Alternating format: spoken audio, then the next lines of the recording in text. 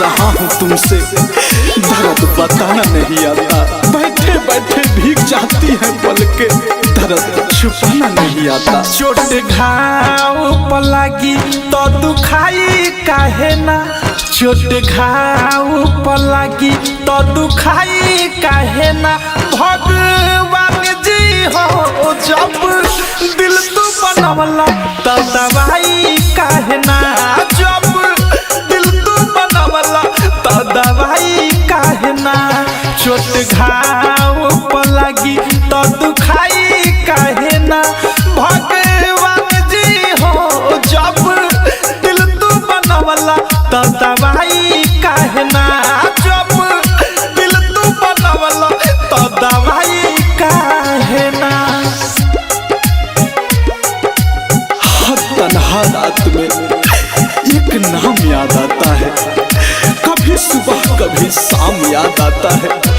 जब सोचते हैं कर ले दोबारा मोहब्बत, फिर पहली मोहब्बत का अंजाम याद आता है। प्यार में धोखा जाती मिले लगी से, बहाना दवाई दर्द मिटाई लोग कहीं से हो।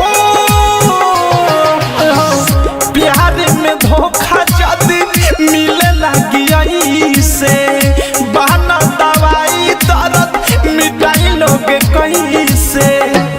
जेकरा खातिर तनी परछाई थाहे ना, जेकरा खातिर तनी परछाई थाहे ना।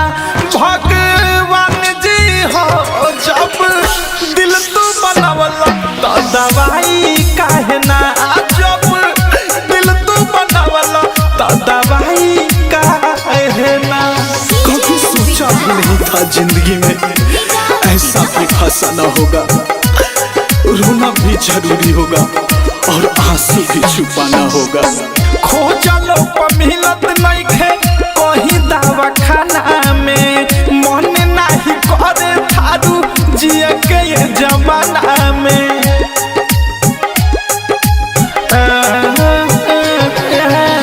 खोजलो पर मिलत नहीं खे कहीं दवा खाना में, मन नहीं करे थारू जिए के ये जमाना में। अवध से अनुराग मिसाइल पछताई काहे ना, अवध से अनुराग मिसाइल पछताई काहे ना। भगवान जी हो जब दिल तू बनवला तो दवाई काहे ना, जब दिल तू बनवला तो दवाई काहे ना। चोट घाव पर लागी तो दुखाई काहे ना।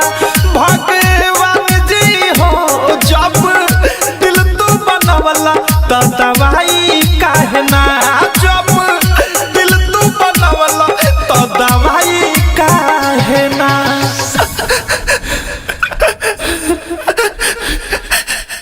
आरसीएम म्यूजिक न्यू ऐप अभी डाउनलोड कीजिए हमारे गूगल प्ले स्टोर से और पाए भोजपुरी लोकगीतों का एक से बढ़कर एक ऑडियो वीडियो सॉन्ग बिल्कुल मुफ्त।